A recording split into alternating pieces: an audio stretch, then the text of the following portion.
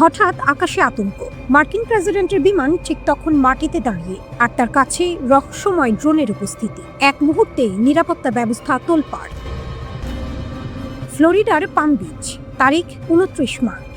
President Donald Trump তখন তার বিশেষ বিমানে অবস্থান করছেন। ঠিক সেই সময়ে বিমানবন্দরের সীমার কাছে একটি ড্রোন দেখা যায়। সঙ্গে সঙ্গে থেমে যায় সব কার্যক্রম। উড্ডয়ন বন্ধ, অবতরণ বন্ধ, চারদিকে শুধু সতর্কতা। মুহূর্তের মধ্যে আকাশে উঠে যায় যুদ্ধ বিমান। হেলিকপ্টার ঘুরতে থাকে বারবার, লক্ষ্য একটাই, এই অজানা হুমকি কোথা থেকে এলো। প্রাথমিক প্রতিবেদনে বলা হয় ড্রোনটি খুব কাছাকাছি চলে এসেছিল। এমন পরিস্থিতিতে নিয়ম অনুযায়ী নিরাপত্তা ব্যবস্থা সক্রিয় করা হয়। বিমানবন্দরের চারপাশের আকাশসীমা কঠোরভাবে নিয়ন্ত্রণে নেওয়া হয়। যাত্রীদের জানানো হয় সব কার্যক্রম সাময়িকভাবে বন্ধ। একটি যাত্রীবাহী বিমানের ভেতরে বসে থাকা যাত্রীরাও বুঝে ফেলেন কিছু একটা অস্বাভাবিক ঘটছে। কিন্তু এরপর আসে ভিন্ন সুর। মার্কিন গোপন নিরাপত্তা সংস্থা জানায় প্রেসিডেন্ট বা তার বিমান কোনো বাস্তব হুমকির মুখে ছিল না। তাদের দাবি হেলিকপ্টারগুলো আগেই নির্ধারিত পরিকল্পনা অনুযায়ী উঠছিল। এটি কোনো জরুরি প্রতিক্রিয়া ছিল না। তবুও প্রশ্ন থেকে যায়, তাহলে এত বড় সতর্কতা কেন? এরই মধ্যে আরেকটি ঘটনা ঘটে।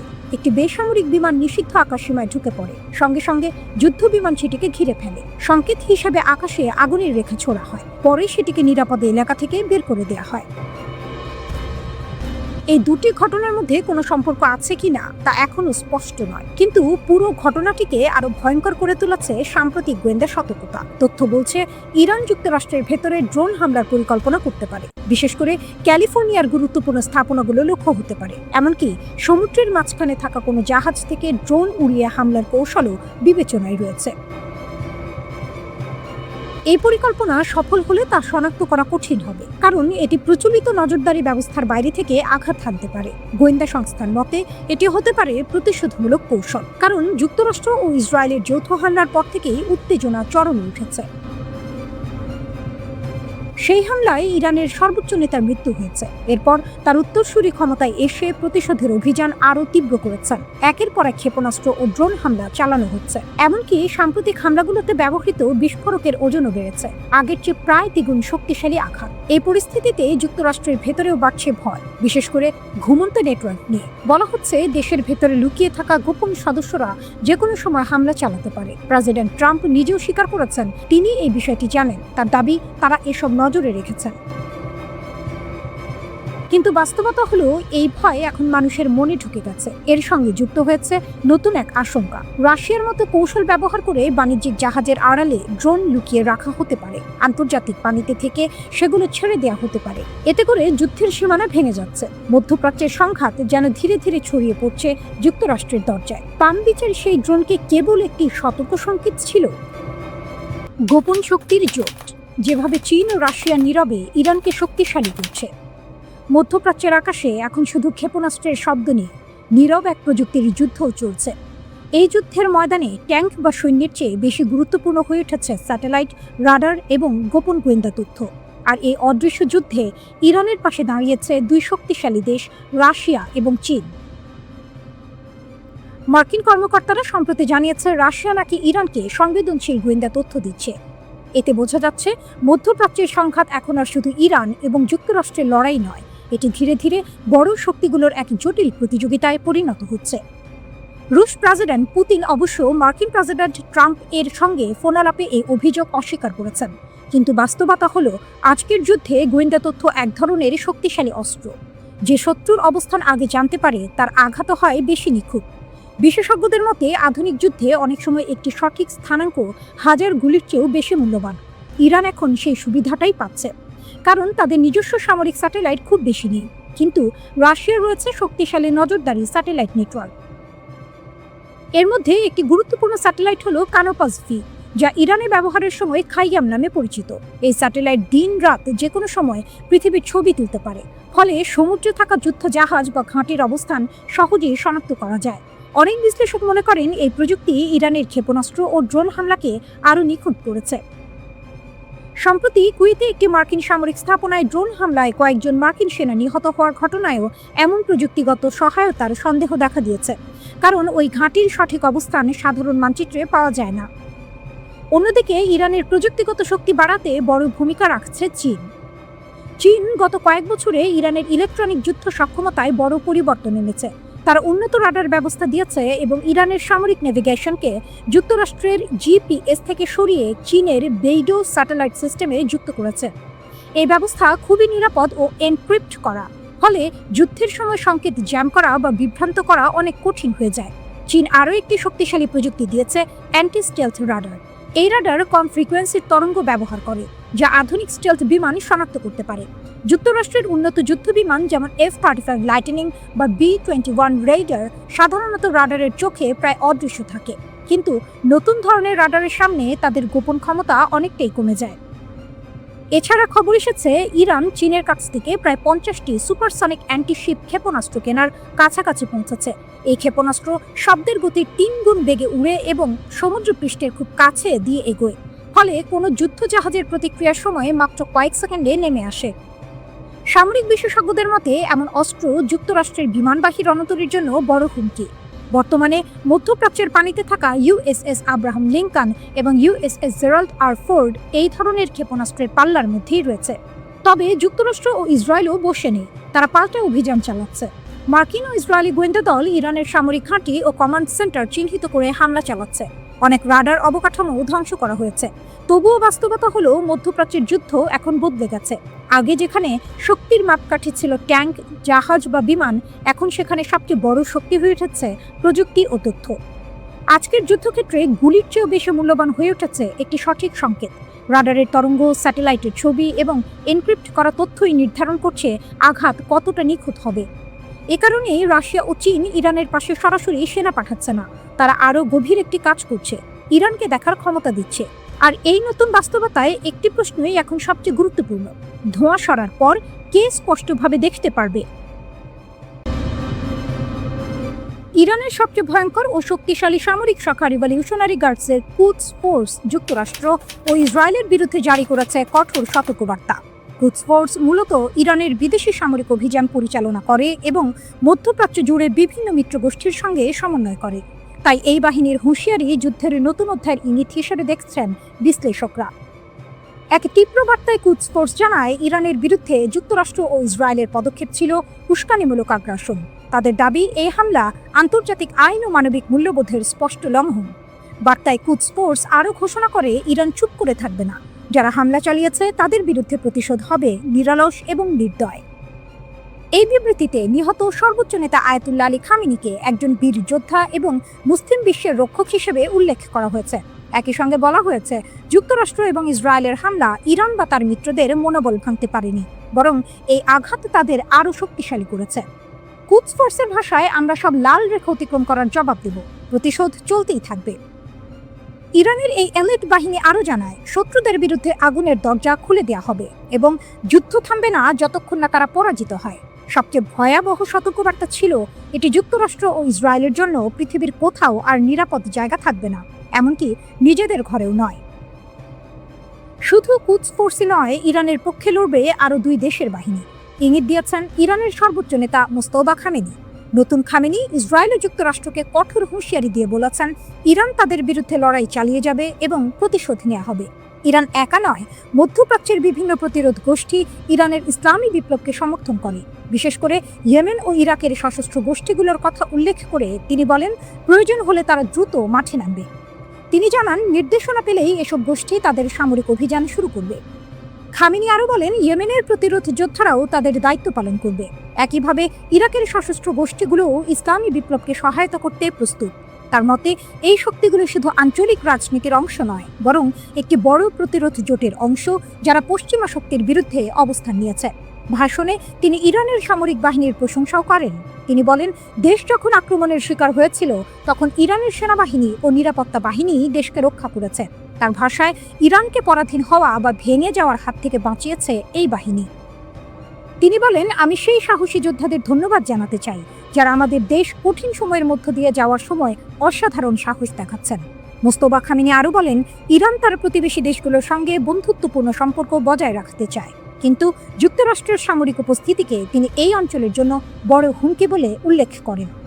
এই কারণে তিনি স্পষ্ট করে বলেন, মধ্যপ্রাচ্যে থাকা মার্কিন সামরিক ঘাঁটিগুলোই এখন ইরানি বাহিনীর প্রধান লক্ষ্য। তার বক্তব্য অনুযায়ী, ইরানি বাহিনী ইতিমধ্যেই বিভিন্ন মার্কিন ঘাঁটিকে লক্ষ্য করে হামলা চালাচ্ছে এবং এই অভিযান ভবিষ্যতেও চলবে। খামেনি সতর্ক করে বলেন, এই অঞ্চলের সব মার্কিন ঘাঁটি অবিলম্বে বন্ধ করে দেওয়া উচিত, অন্যথায় সেগুলো হামলার লক্ষ্যবস্তু হবে। যুক্তরাষ্ট্র ও ইসরায়েলের হামলার জবাবে এবার আরও ভয়ঙ্কর পাল্টা আঘাতের ঘোষণা দিয়েছে ইরান। গত কয়েকদিন ধরে মার্কিন বোমারু বিমান এবং ইসরায়েলি যুদ্ধ বিমান ইরানের ওপর একের পর এক হামলা চালিয়ে যাচ্ছে। সামরিক ঘাঁটি, কমান্ড সেন্টার এবং ক্ষেপণাস্ত্র স্থাপনাগুলোকে লক্ষ্য করে চলছে অবিরাম বোমা বর্ষণ। একের পর এক বিস্ফোরণে কেঁপে উঠছে ইরানের বিভিন্ন শহর। কিন্তু আকাশে বোমার গর্জনের আড়ালে চুপচাপ নিজেদের পাল্টা আঘাতের প্রস্তুতি নিচ্ছিল ইরান। হঠাৎ করেই ইসরায়েলের বিভিন্ন শহরে বেজে ওঠে সাইরেন। আকাশে ছুটে আসে নতুন এক দফা ইরানি ব্যালিস্টিক ক্ষেপণাস্ত্র। মুহূর্তের মধ্যে সক্রিয় হয়ে ওঠে ইসরায়েলের শক্তিশালী বিমান প্রতিরক্ষা ব্যবস্থা। ইরানের ইসলামিক রিভলিউশনারি গার্ড কর্পস জানিয়েছে, তারা এবার তাদের সবচেয়ে উন্নত ক্ষেপণাস্ত্রগুলোর কিছু ব্যবহার করেছে। এর মধ্যে রয়েছে খাইবার শেকান এবং কাদের ক্ষেপণাস্ত্র। ইরান বলছে, বড় পরিসরের দীর্ঘস্থায়ী যুদ্ধের জন্য তারা ইতোমধ্যেই তাদের অস্ত্র ভাণ্ডার প্রস্তুত করেছে। ভারী ব্যালিস্টিক ও ক্রুজ ক্ষেপণাস্ত্র, ড্রোন এবং আক্রমণকারী নৌযান সবই প্রস্তুত রয়েছে। বিশ্লেষকদের মতে ইরানের সাম্প্রতিক হামলা অত্যন্ত পরিকল্পিত। কিছু ক্ষেপণাস্ত্র আকাশে অত্যন্ত দ্রুত গতিতে উড়ে যায়, আবার কিছু মাঝপথে দিক পরিবর্তন করতে পারে। এই কৌশলের লক্ষ্য একটাই, ইসরায়েলের বহুস্তর প্রতিরক্ষা ব্যবস্থা ভেঙে ফেলা। আর কিছু ক্ষেত্রে সেই পরিকল্পনা সফল হচ্ছে। কিছু ক্ষেপণাস্ত্র প্রতিরক্ষা ব্যবস্থা ভেদ করে লক্ষ্যবস্তুতে আঘাত হানছে। ইরানের বক্তব্য অনুযায়ী তাদের কিছু ক্ষেপণাস্ত্রে ক্লাস্টার বা গুচ্ছ ওয়ারহেড ব্যবহার করা হয়েছে। এসব ওয়ারহেড লক্ষ্যবস্তুতে পৌঁছানোর পর খুলে গিয়ে বড় এলাকায় ছোট ছোট বিস্ফোরক ছড়িয়ে দেয়। ফলে একই সঙ্গে বহু স্থানে বিস্ফোরণ ঘটে। এতে প্রতিরক্ষা ব্যবস্থা দিয়ে সবগুলো বিস্ফোরক আটকানো প্রায় অসম্ভব হয়ে পড়ে। এদিকে যুক্তরাষ্ট্র ও ইসরায়েলের দাবি, গত 28 ফেব্রুয়ারি থেকে তারা ইরানের ওপর 6000-এর বেশি লক্ষ্যবস্তুতে হামলা চালিয়েছে। তাদের মতে এসব হামলায় ইরানের ক্ষেপণাস্ত্র ও ড্রোন স্থাপনাগুলোর বড় অংশ ধ্বংস হয়ে গেছে। কিন্তু বাস্তবতা বলছে অন্য কথা। প্রতিটি নতুন হামলার পরও ইরান দেখিয়ে দিচ্ছে যে তাদের হাতে এখনও শক্তিশালী অস্ত্র ভাণ্ডার রয়েছে। তারা এখনও বড় ধরনের ক্ষতি করার সক্ষমতা রাখে। ইরান এবার আরও ভারী ক্ষেপণাস্ত্র ব্যবহারের হুমকি দিয়েছে। দেশটির ইসলামিক রিভলিউশনারি গার্ডস বা আইআরজিসির এক শীর্ষ কমান্ডার জানিয়েছেন, এখন থেকে ইরান 1000 কেজি বা তার বেশি ওজনের বিস্ফোরক বহন করতে পারে এমন ক্ষেপণাস্ত্র ব্যবহার করতে পারে। এখন পর্যন্ত ইরান যেসব ক্ষেপণাস্ত্র ব্যবহার করেছে সেগুলোর বেশিরভাগই ছিল 1000 কেজির কম ওজনের বোমাবাহী। কিন্তু নতুন ঘোষণার মাধ্যমে ইরান জানিয়ে দিল, আগামী দিনে আরও শক্তিশালী ও ভারী বিস্ফোরকযুক্ত ক্ষেপণাস্ত্র ব্যবহারের পথে তারা এগোতে পারে। রিভলিউশনারি গার্ডসের শীর্ষ কমান্ডার ব্রিগেডিয়ার জেনারেল মজিদ মোসাভি এই ঘোষণা দেন। তিনি বলেন, নতুন এই কৌশল কার্যকর হলে প্রতিটি ক্ষেপণাস্ত্রের বিস্ফোরণের এলাকা, আঘাতের ক্ষমতা এবং ধ্বংসের মাত্রা আগের চেয়ে অনেক বেশি হবে। অনেক ক্ষেত্রে তা দ্বিগুণেরও বেশি হতে পারে। যুক্তরাষ্ট্র ও ইসরায়েলের চলমান হামলার মধ্যে ইরানের এই ঘোষণা এসেছে। ফলে বিশ্লেষকরা বলছেন, এটি মূলত আরও শক্ত প্রতিশোধমূলক হামলার প্রস্তুতিরই ইঙ্গিত।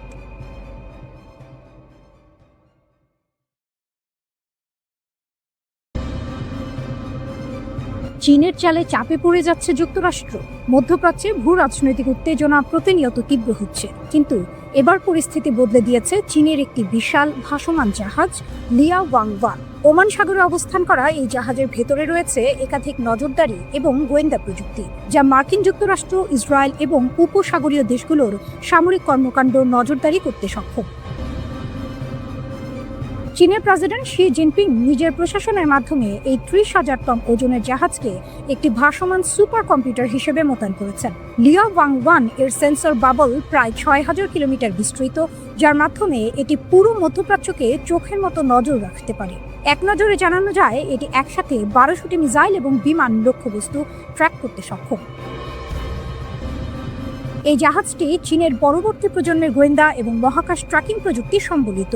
2025 সালে কমিশন করা হয় এটি। তবে এটি কোনো সাধারণ জাহাজ নয়। একজন আমেরিকান থিঙ্ক ট্যাঙ্কের বিশ্লেষক জানিয়েছেন, লিয়া ওয়াং কেবল জাহাজ নয়, এটি ভাসমান সুপার কম্পিউটার, যা অদৃশ্য যুদ্ধক্ষেত্রের মানচিত্র তৈরি করতে পেটাবাইট ডেটা প্রক্রিয়াকরণ করে। এর রাডার এবং সেন্সরগুলো এতই উন্নত যে এটি মিসাইলের ধরন, আকাশে বিমান উড্ডয়ন এবং সম্ভাব্য আক্রমণ শনাক্ত করতে পারে। এখন ইরান সহজেই শত্রু দেশগুলোর কার্যক্রম এবং হামলার পরিকল্পনা পর্যবেক্ষণ করতে পারছে। এটি একটি অত্যন্ত শক্তিশালী সমরাষ্ট্র নজরদারি। হরমুজ প্রণালীর 6000 কিলোমিটার জুড়ে মোতায়েন এই জাহাজটি শুধু নজর রাখছে না, যুদ্ধের সময় ইরানের কৌশলও বদলে দিতে পারে।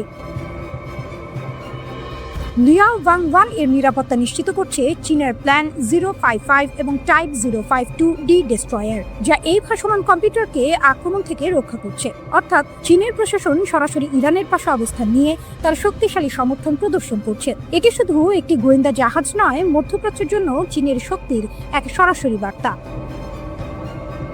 বর্তমানে পারস্য উপসাগরীয় দেশ ইরান প্রতিনিয়ত মিসাইল এবং ড্রোন হামলা চালাচ্ছে। লিয়াও ওয়াং এর মাধ্যমে চীন পরোক্ষভাবে ইরানের পাশে দাঁড়াচ্ছে। এটি এমন এক দৃষ্টান্ত স্থাপন করছে যেখানে শুধুমাত্র নজরদারি এবং তথ্য সংগ্রহের মাধ্যমে যুদ্ধের পরিস্থিতি একদম পাল্টে ফেলা সম্ভব। একদিকে মার্কিন যুক্তরাষ্ট্র এবং ইসরায়েল এখনও বাস্তব সময়ে ইরানের হামলার পরিকল্পনা বুঝতে চেষ্টা করছে। অন্যদিকে চীনের এই ভাসমান সুপার কম্পিউটার ইরানকে দিয়েছে নতুন ধরনের সমরাস্ত্র চোখ, যা মুহূর্তেই শত্রুর পরিকল্পনা ভেদ করতে সক্ষম। যুদ্ধক্ষেত্রে নতুন এই প্রযুক্তি শুধু সামরিক সমীকরণে বদলাচ্ছে না, এটি পুরো ভূ রাজনৈতিক স্থিতি ও মধ্যপ্রাচ্যের ভারসাম্যকেও পাল্টে দিচ্ছে। ইরান শুরু থেকেই চীনের সাহায্যে তার সমরাস্ত্র ভাণ্ডারকে শক্তিশালী করেছে, আর এখন লিয়াও ওয়াং এর মাধ্যমে সে পেয়েছে গোয়েন্দা নজরদারিতে অপ্রতিরোধ্য শক্তি।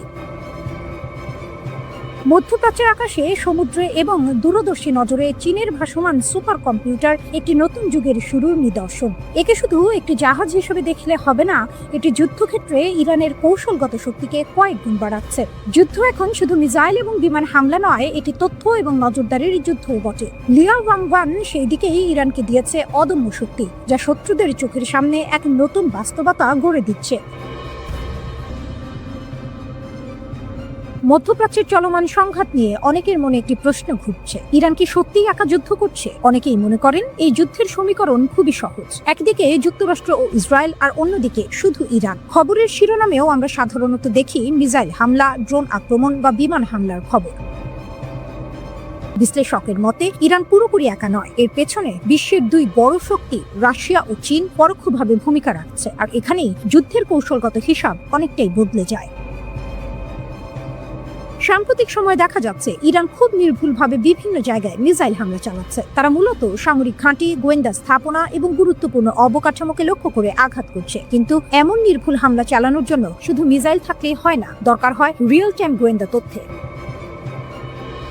উদাহরণ হিসেবে বলা যায় স্যাটেলাইট থেকে লক্ষ্যবস্তু শনাক্ত করা, সমুদ্রে থাকা যুদ্ধ জাহাজ বা অন্যান্য জাহাজের অবস্থান জানা, কিংবা শত্রুপক্ষের রাডারের অবস্থান সম্পর্কে তথ্য পাওয়া। প্রশ্ন হলো, ইরানের কি এত বড় স্যাটেলাইট নেটওয়ার্ক আছে? সাধারণভাবে বলা হয় ইরানের নিজস্ব স্যাটেলাইট ব্যবস্থা সীমিত।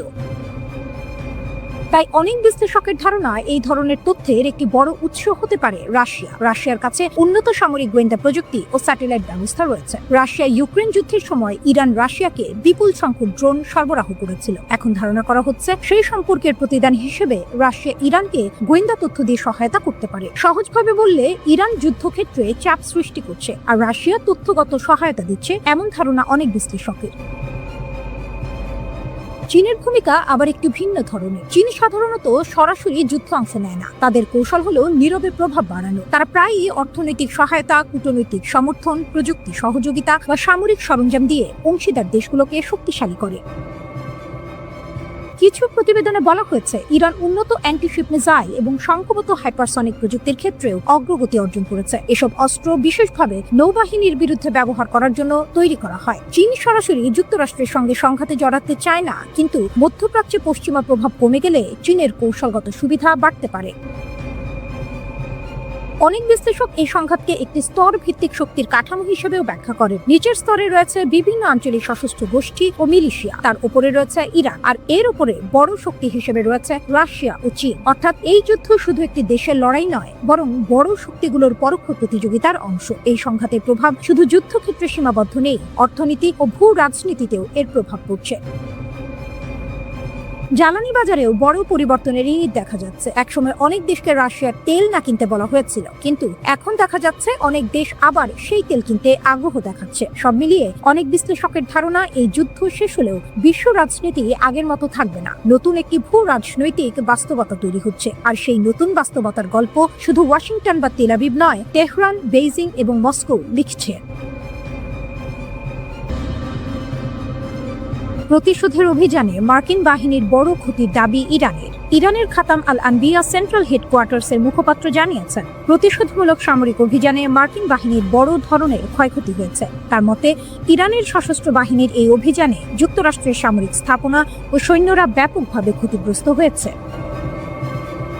মুখপাত্র জানান, 24 ঘন্টায় মধ্যপ্রাচ্যের বিভিন্ন স্থানে থাকা মার্কিন সামরিক ঘাঁটিতে শক্তিশালী হামলা চালানো হয়েছে। তেহরানের দাবি, এসব হামলায় 2 শতাধিক মার্কিন সেনা নিহত অথবা আহত হয়েছে। এই হামলাগুলো অপারেশন ট্রু প্রমিস 4 এর অংশ হিসেবে চালানো হয়েছে। এতে যুক্তরাষ্ট্রের সামরিক অবকাঠামো ও গুরুত্বপূর্ণ সরঞ্জামের অপূরণীয় ক্ষতি হয়েছে বলেও তিনি উল্লেখ করেন। ইরানের দেওয়া তথ্য অনুযায়ী পারস্য উপসাগরীয় অঞ্চলে থাকা যুক্তরাষ্ট্রের ইউনাইটেড স্টেটস ফিফথ ফ্লিট-এ হামলায় অন্তত 21 জন মার্কিন সেনা নিহত হয়েছে। এছাড়া আরও অনেক সেনা গুরুতর আহত হয়ে চিকিৎসাধীন রয়েছে। এছাড়াও সংযুক্ত আরব আমিরাতে অবস্থিত আল ধাফরা এয়ারবেস বিমান ঘাঁটিতে চালানো হামলায় প্রায় 200 জন মার্কিন সেনা হতাহত হয়েছে বলে দাবি করেছে ইরান। শুধু সামরিক ঘাঁটি নয়, পারস্য উপসাগরের উত্তর অংশে যুক্তরাষ্ট্রের মালিকানাধীন একটি তেলবাহী ট্যাঙ্কারেও হামলা চালিয়েছে ইরানি বাহিনী। তাদের দাবি, এই হামলাটিও সফলভাবে সম্পন্ন হয়েছে। এর আগে গত 28 ফেব্রুয়ারি ইরানের সর্বোচ্চ নেতা আলী খামেনি এবং কয়েকজন জ্যেষ্ঠ সামরিক কমান্ডারকে হত্যার পর যুক্তরাষ্ট্র ও ইসরায়েল ইরানের বিরুদ্ধে সামরিক অভিযান শুরু করে। ইরান বলছে, সাম্প্রতিক হামলাগুলো সেই অভিযানের সরাসরি পাল্টা জবাব।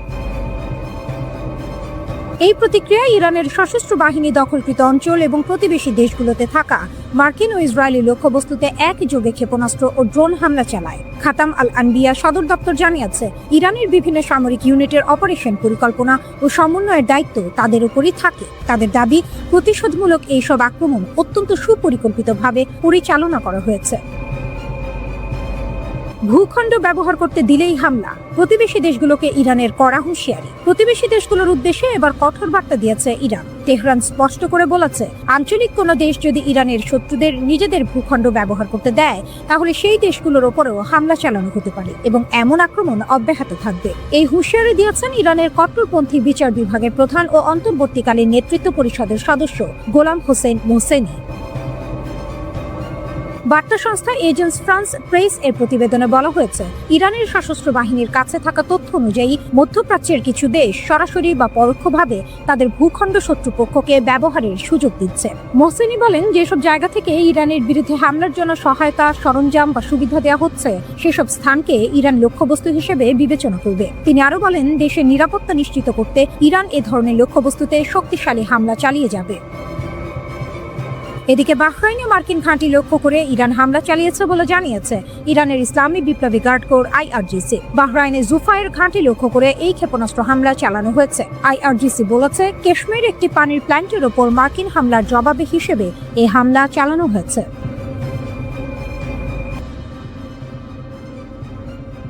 মার্কিন ঘাঁটিতে হামলায় ইরানকে কি তবে গোয়েন্দা তথ্য দিচ্ছে রাশিয়া?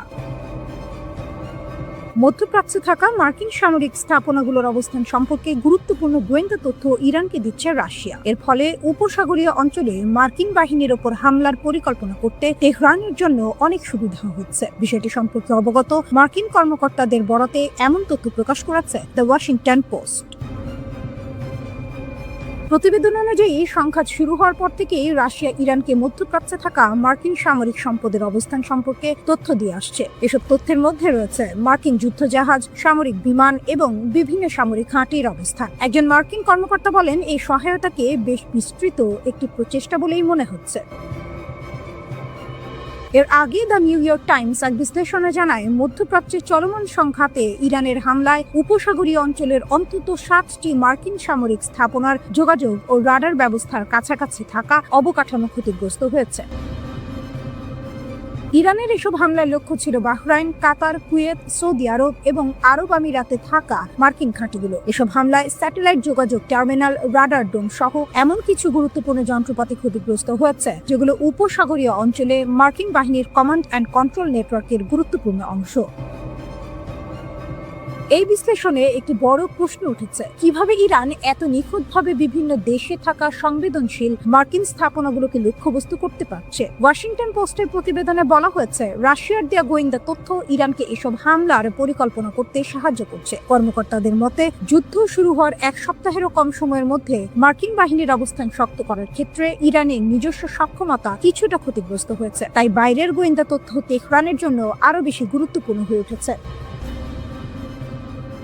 তবে ইরানের সঙ্গে ঘনিষ্ঠ সম্পর্ক থাকা সত্ত্বেও চীন এই সংঘাতে তেহরানকে কোনো সামরিক সহায়তা দিচ্ছে বলে এখনো কোনো ইঙ্গিত পাওয়া যায়নি। বিশ্লেষকদের মতে, প্রতিরক্ষা সহযোগিতার ক্ষেত্রে রাশিয়ার সঙ্গে ইরানের সম্পর্ক চীনের তুলনায় অনেক বেশি গভীর। 2022 সালে ভ্লাদিমির পুতিন ইউক্রেনে পূর্ণমাত্রার সামরিক অভিযান শুরু করার পর থেকে তেহরান মস্কোর অন্যতম গুরুত্বপূর্ণ অংশীদার হয়ে ওঠে।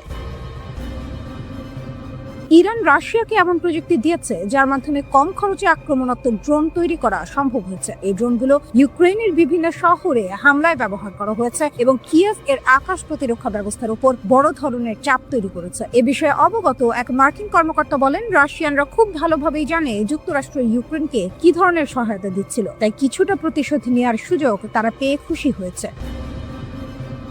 অন্যদিকে যুক্তরাষ্ট্র ও ইসরায়েলের সমন্বিত হামলার পরও ইরান পিছু হটার কোনো লক্ষণ দেখাচ্ছে না। তেহরান সামরিক স্থাপনা, কূটনৈতিক মিশন এবং জ্বালানি অবকাঠামোতে হামলা চালিয়ে ওয়াশিংটন ও তার আঞ্চলিক মিত্রদের ওপর চাপ বাড়ানোর চেষ্টা করেছে। সবচেয়ে আলোচিত হামলাগুলোর একটি ছিল কাতারের আল উদেইদ এয়ারবেস, যা মধ্যপ্রাচ্যে যুক্তরাষ্ট্রের সবচেয়ে বড় সামরিক ঘাঁটি। এছাড়া রিয়াদ ও কুয়েতে অবস্থিত মার্কিন দূতাবাসেও ইরানি ড্রোন আঘাত এনেছে। পাশাপাশি সৌদি আরব ও কাতারের তেল ও গ্যাস অবকাঠামোতেও একাধিক হামলা চালানো হয়েছে।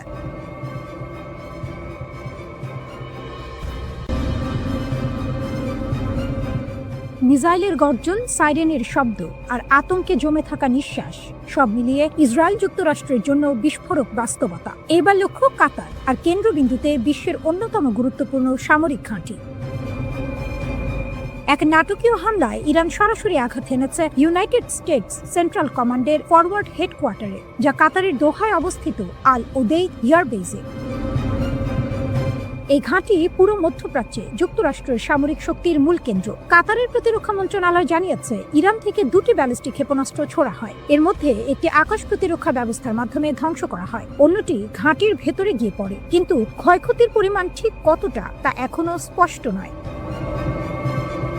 আল উদেইদ যুক্তরাষ্ট্রের মধ্যপ্রাচ্যের সামরিক অভিযানের নার্ভ সেন্টার। এখান থেকে পরিচালিত হয় আকাশপথে হামলা, সমন্বয় করা হয় মিত্রবাহিনীর অপারেশন এবং বজায় রাখা হয় পুরো অঞ্চলে মার্কিন উপস্থিতি। অর্থাৎ এই ঘাঁটিতে হামলা মানে সরাসরি যুক্তরাষ্ট্রের শক্তির কেন্দ্রে আঘাত। অত্যাধুনিক সমরাস্ত্রে সজ্জিত ইরানের অস্ত্র ভান্ডার, এর শক্তিশালী ব্যালিস্টিক মিসাইলের মোকাবিলা করতে তাদের ক্ষেপণাস্ত্র ভান্ডার এবং উৎপাদন কেন্দ্র চিহ্নিত করে তা ধ্বংস করাই এখন মূল লক্ষ্য আমেরিকার। কিন্তু কাজটা অত সহজ নয়। এর কারণ হলো ইরানের ভূগর্ভস্থ মিসাইল সিটি। আমেরিকার নজরদারি উপগ্রহ এবং ড্রোনের চোখ এড়াতে ইরান এক অভিনব ভৌগোলিক কৌশল ব্যবহার করছে। মাটির প্রায় 500 মিটার নিচে গোপনে একটা আস্ত শহর তৈরি করেছে ইরান। সেখানেই মজুদ থাকে তাদের সমরাস্ত্র। আন্তর্জাতিক সংবাদ মাধ্যমের রিপোর্ট অনুযায়ী ইরানের জাগ্রস এবং আল বোর্স পর্বতের গভীরে কোনো অজানা লোকেশনেই অবস্থিত এই শহর। সাধারণ মিসাইল বা এয়ার স্ট্রাইকে এই শহর ধ্বংস করা সম্ভব নয়। ইরানের ব্যালিস্টিক মিসাইল শক্তি এখন বিশ্বের অন্যতম শক্তিশালী হিসেবে ধরা হয়। 2019 সালে যুক্তরাষ্ট্রের ডিফেন্স ইন্টেলিজেন্স এজেন্সি নিজেই জানিয়েছিল, পুরো পশ্চিম এশিয়ায় ইরানের কাছে সবচেয়ে বড় এবং সবচেয়ে বৈচিত্র্যময় ব্যালিস্টিক ক্ষেপণাস্ত্রের ভান্ডার রয়েছে। সহজভাবে বললে, ইরানের কাছে শুধু বেশি সংখ্যক মিসাইলই নেই, বরং বিভিন্ন ধরনের ভিন্ন ভিন্ন ক্ষমতার মিসাইলও আছে। এই বিশাল মিসাইল ভান্ডারই এখন ইরানের সবচেয়ে বড় শক্তি, আর এই শক্তিকেই তারা ব্যবহার করছে তাদের শক্তিশালী প্রতিপক্ষের বিরুদ্ধে প্রধান অস্ত্র হিসেবে। Centre for strategic and international স্টাডিজের মিসাইল ডিফেন্স প্রজেক্টের পরিচালক টম কারাকো সম্প্রতি এক সাক্ষাৎকারে বলেছেন, আমেরিকার সেনা সর্বশক্তি দিয়ে টার্গেটে আঘাত হানার চেষ্টা করছে। কোথায় সেগুলো রয়েছে সে বিষয়ে আমাদের এখন মোটামুটি ধারণা হয়ে গিয়েছে, কিন্তু সবকিছু ধ্বংস করা এবং নির্ভুল মূল্যায়ন করা খুবই কঠিন। ইসরায়েল ও যুক্তরাষ্ট্রের ধারাবাহিক হামলার লক্ষ্য ইরানের ক্ষেপণাস্ত্র সক্ষমতা দ্রুত নির্মূল করা। কিছু বিশ্লেষক ধারণা করেছিলেন, টানা আঘাতে ইরানের ক্ষেপণাস্ত্র ভান্ডারে শিগগিরই টান পড়তে পারে। তবে ইসরায়েল বলছে বাস্তবতা ভিন্ন। ইরানের হাতে এখনো উল্লেখযোগ্য ক্ষেপণাস্ত্র সক্ষমতা রয়ে গেছে। ইসরায়েলি সেনাবাহিনীর মুখপাত্র ব্রিগেডিয়ার জেনারেল এফি ডেফরিন এক ব্রিফিংয়ে বলেন, ইরানের হাতে এখনো উল্লেখযোগ্য সক্ষমতা রয়েছে।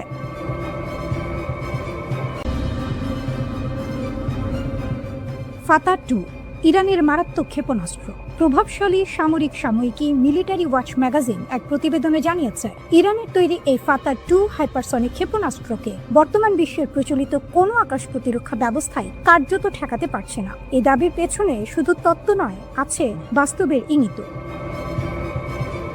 প্রতিবেদন অনুযায়ী সাম্প্রতিক অভিযানে ইসরায়েলের উচ্চমূল্যের সামরিক লক্ষ্যবস্তুতে অন্তত 3টি সফল আঘাত হেনেছে এই ক্ষেপণাস্ত্র। অর্থাৎ এটি শুধু কাগজে কলমে শক্তিশালী নয়, বাস্তব যুদ্ধক্ষেত্রেও তার ক্ষমতার প্রমাণ রাখছে। কিন্তু প্রশ্ন হচ্ছে, কেন এটি এত ভয়ঙ্কর? উত্তর লুকিয়ে আছে এর প্রযুক্তিতে। ফাতা-2 ব্যবহার করে হাইপারসনিক গ্লাইড ভেহিকেল বা HGV প্রযুক্তি। এটি সাধারণ ব্যালিস্টিক ক্ষেপণাস্ত্রের মতো সরল পথে চলে না, বরং বায়ুমণ্ডলের ওপরের স্তরে উঠে গিয়ে হঠাৎ দিক পরিবর্তন করে, গতিপথ বদলায়, কখনো নিচে নামে, আবার উপরে ওঠে, ঠিক যেন আকাশে ছুটে চলা এক বুদ্ধিমান শিকারী। এই অপ্রত্যাশিত গতিবিধির কারণেই এটি রাডারের চোখ ফাঁকি দিতে পারে।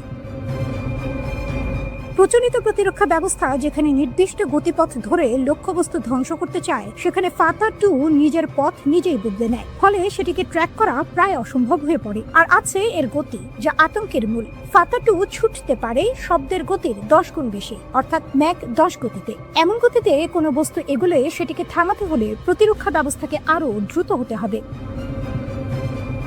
ইসরায়েলের শীর্ষ প্রতিরক্ষা প্রতিষ্ঠান রাফায়েল অ্যাডভান্স ডিফেন্স সিস্টেমস এর ভাইস প্রেসিডেন্ট ইউভান বাসাস্কি একসময় স্বীকার করেছিলেন, বর্তমানের প্রতিরক্ষা প্রযুক্তি এই চ্যালেঞ্জ মোকাবিলায় প্রস্তুত নয়। তার মতে, ম্যাক 10 গতির ক্ষেপণাস্ত্র থামাতে হলে ইন্টারসেপ্টরকে প্রায় ম্যাক 30 গতিতে পৌঁছাতে হবে। কিন্তু এখানেই আসে বাস্তবতার দেয়াল। বায়ুমণ্ডলের ঘর্ষণ এমন উচ্চ গতিকে কার্যত অসম্ভব করে তোলে। অর্থাৎ প্রযুক্তি যতই উন্নত হোক, প্রকৃতির নিয়মের সামনে তা থমকে যায়। এই কারণেই সামরিক বিশ্লেষকরা বলছেন, যুক্তরাষ্ট্র ও ইসরায়েলের বর্তমান আকাশ প্রতিরক্ষা ব্যবস্থা ইতিমধ্যেই চাপে ছিল। ইরানের পুরনো ব্যালিস্টিক ক্ষেপণাস্ত্রের বিরুদ্ধেই তারা হিমশিম খাচ্ছিল। তার উপর এখন যুক্ত হয়েছে হাইপারসনিক প্রযুক্তির এই নতুন স্তর। এ যেন এক নতুন সমীকরণ, যেখানে প্রতিরক্ষা পিছিয়ে পড়ছে আর আক্রমণ এগিয়ে যাচ্ছে দ্রুত গতিতে। ইসরায়েল অবশ্য বসেনি, তার একটি বিশেষ জোন ডিফেন্স মডেল তৈরির কথা ভাবছে, যেখানে নির্দিষ্ট এলাকায় বহুস্তর প্রতিরক্ষা তৈরি করা হবে। কিন্তু এই পরিকল্পনা বাস্তবায়ন করতে সময় লাগতে পারে কয়েক দশক, খরচ হতে পারে বিলিয়ন ডলার। অর্থাৎ সমাধান আছে, কিন্তু তা এখনই নয়। বর্তমান বাস্তবতায় সামরিক বিশ্লেষকদের একটাই স্পষ্ট ধারণা, ফাতা-2 এখন এমন এক অস্ত্র যা প্রতিরক্ষা প্রাচীরকে অতিক্রম করার ক্ষমতা রাখে প্রায় বাধাহীনভাবে। যুক্তরাষ্ট্র ও ইসরায়েলি লক্ষ্যবস্তুর বিরুদ্ধে চলমান অপারেশন ট্রু প্রমিস 4 অভিযানে ইরানের ইসলামী বিপ্লবী গার্ড কোর IRGC এর 9 ইউনিটের আত্মঘাতী ড্রোনগুলো অত্যন্ত গুরুত্বপূর্ণ ভূমিকা পালন করছে। যুদ্ধের চতুর্থ দিনে একটি বিশেষ কৌশলগত পরিবর্তন লক্ষ্য করা গেছে, যেখানে IRGCর অ্যারোস্পেস ফোর্স এবং নেভি ইউনিটের মধ্যে সুনির্দিষ্ট দায়িত্ব ভাগ করে দেওয়া হয়েছে। প্রাপ্ত তথ্যানুযায়ী পারস্য উপসাগরীয় অঞ্চলে অবস্থিত মার্কিন সামরিক ঘাঁটিগুলোতে আঘাত হানার মূল দায়িত্ব এখন IRGC নেভির ওপর ন্যস্ত করা হয়েছে।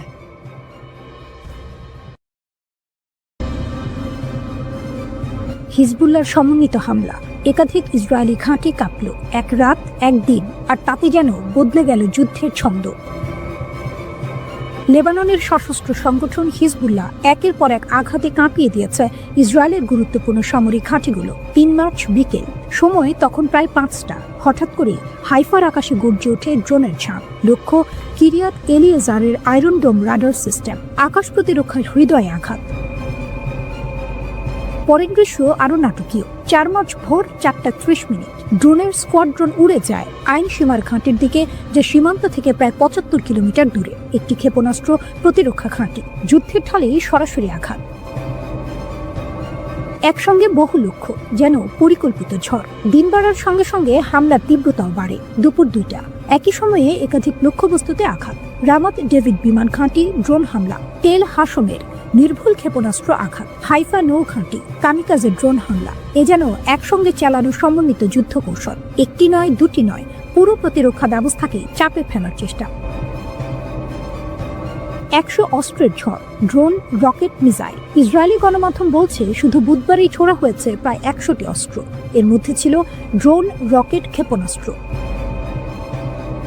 রাতের আধারে আরও আঘাত। আগের রাতেও থামেনি হামলা।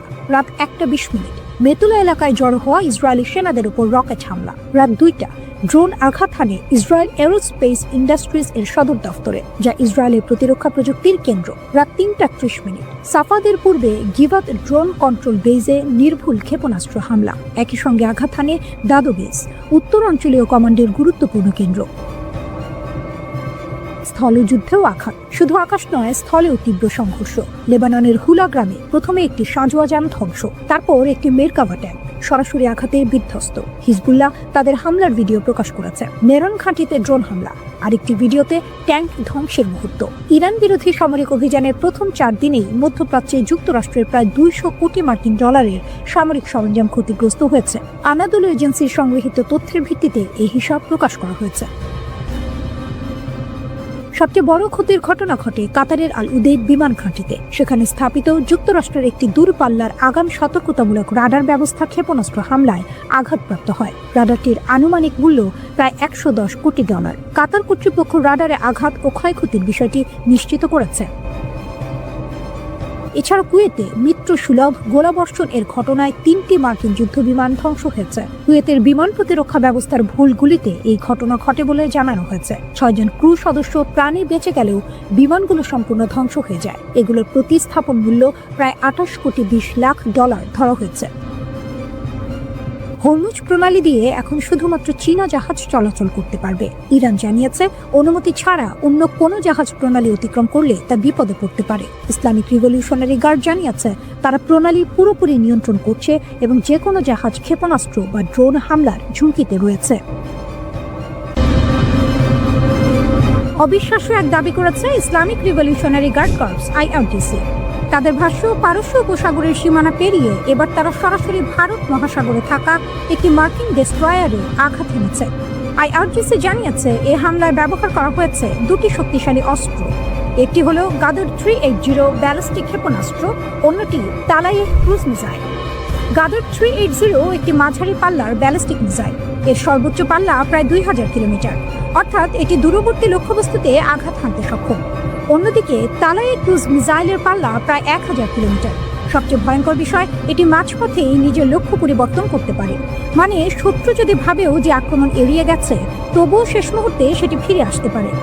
সামরিক বিশ্লেষকদের মতে এই হামলার আসল গুরুত্ব অন্য জায়গায়। ভারত মহাসাগরের মতো দূরবর্তী এলাকায় গিয়ে মার্কিন নৌবাহিনীকে টার্গেট করা এটি স্পষ্ট এক বার্তা।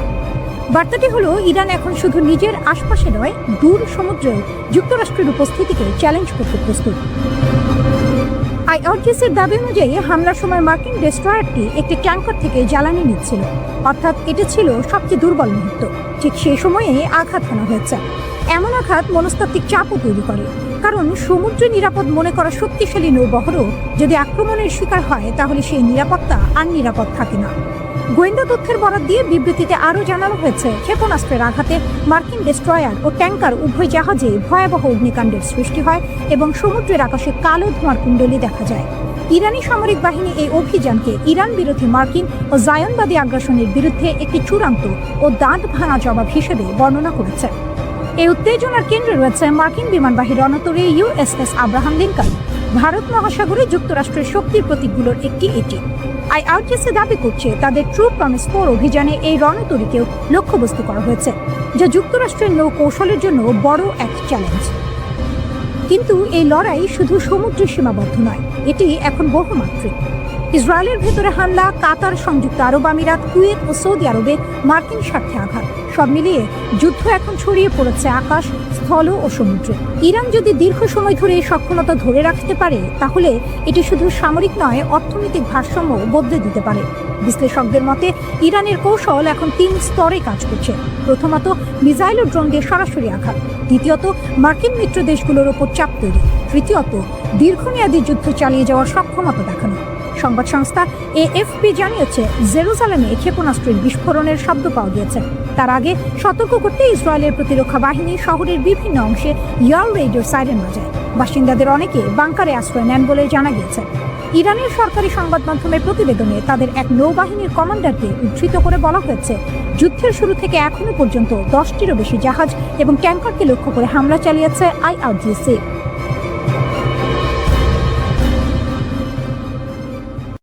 و ارتش اون کشتی‌ها رو با آتش خواهند کشید. হরমুজ প্রণালী ইরানের তুরুপের তাস, একটি সরু জলপথ, কিন্তু তার গুরুত্ব পুরো পৃথিবীর সমান। এই পথ দিয়ে যায় বিশ্বের প্রায় 20% তেল। সেই পথ বন্ধ করে দিয়েছে ইরান, যুক্তরাষ্ট্রের মাথায় হাত।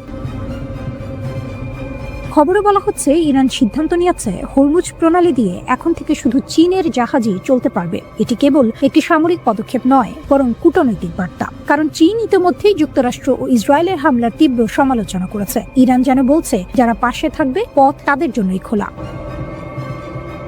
20% তেলের পথ থেমে গেলে কি হয়? এই প্রণালী যুক্ত করেছে পারস্য উপসাগরকে খোলা সমুদ্রের সঙ্গে। এখান দিয়ে প্রতিদিন হাজার হাজার তেলবাহী জাহাজ চলাচল করে। কিন্তু এখন শত শত ট্যাঙ্কার আটকে আছে, জ্বালানি সরবরাহে অনিশ্চয়তা, বাজারে অস্থিরতা। বিশ্বজুড়ে তেলের দাম বাড়ার আশঙ্কা তৈরি হয়েছে। আইআরজিসির ঘোষণা, সবকিছু আমাদের নিয়ন্ত্রণে। ইরানের শক্তিশালী বাহিনী Islamic revolutionary guard corps IRGC বলছে, হরমুজ প্রণালী এখন সম্পূর্ণ আমাদের নিয়ন্ত্রণে। তাদের সতর্কবার্তা আরো ভয়ঙ্কর। কোনো জাহাজ প্রবেশ করলে মিসাইল হামলা হতে পারে, ড্রোন আক্রমণ হতে পারে। অর্থাৎ এই জলপথ এখন কার্যত একটি যুদ্ধক্ষেত্র। উপসাগরীয় দেশগুলো চাপে। এই পথের উপর নির্ভর করে আরব আমিরাত, কাতার। তাদের জ্বালানি রপ্তানি এখন ঝুঁকিতে। বিশেষ করে এশিয়ার দেশগুলো বড় ধাক্কা খেতে পারে। হরমুজ প্রণালী পারস্য উপসাগরের বন্দরগুলোকে উন্মুক্ত সমুদ্রের সঙ্গে যুক্ত করে। বিশ্বের মোট তেলের প্রায় 20% এই পথে আসে, যা চীন ও ভারতের মতো এশিয়ার বাজারে পৌঁছায়। রুট বন্ধ থাকলে বৈশ্বিক জ্বালানি সরবরাহে বড় ধরনের অস্থিরতা তৈরি হতে পারে। চীন সব পক্ষকে প্রণালীতে নিরাপত্তা বজায় রাখতে আহ্বান জানিয়েছে এবং তার জ্বালানি নিরাপত্তা নিশ্চিত করতে প্রয়োজনীয় ব্যবস্থা নেবে। এর আগে ইরানে যুক্তরাষ্ট্র ও ইসরায়েলের বিমান হামলা নিন্দা জানিয়েছে চীন। ইরানের ওপর যুক্তরাষ্ট্র ও ইসরায়েলের চলমান সামরিক অভিযানের তীব্র সমালোচনা করে অবিলম্বে হামলা বন্ধের দাবি জানিয়েছে মস্কো ও বেজিং। রাশিয়ার পররাষ্ট্রমন্ত্রী সার্গেই ল্যাভরভ স্পষ্ট জানিয়েছেন, তেহরান পারমাণবিক বোমা তৈরি করছে এমন কোনো প্রমাণ মস্কোর কাছে নেই। চীন এই যৌথ হামলাকে আন্তর্জাতিক স্থিতিশীলতার জন্য হুমকি হিসেবে অভিহিত করে অবিলম্বে সামরিক অভিযান স্থগিত করার আহ্বান জানিয়েছে। চীনা পররাষ্ট্রমন্ত্রী ওয়াং ই তার ইসরায়েলি সমকক্ষ গিডিয়ন সার এর সঙ্গে এক ফোন আলাপে বলেন যে যখন ওয়াশিংটন ও তেহরানের মধ্যে আলোচনা ইতিবাচকভাবে এগোচ্ছিল, ঠিক তখনই এই সামরিক হস্তক্ষেপ শান্তি প্রক্রিয়াকে বাধাগ্রস্ত করেছে। ইরান হরমুজ প্রণালী বন্ধ ঘোষণা করেছে। তেহরানের পক্ষ থেকে হুঁশিয়ারি দিয়ে বলা হয়েছে, কোনো জাহাজ প্রণালী পার হওয়ার চেষ্টা করলে রিভলিউশনারি গার্ড ও নৌবাহিনী সেটিকে লক্ষ্যবস্তু করবে।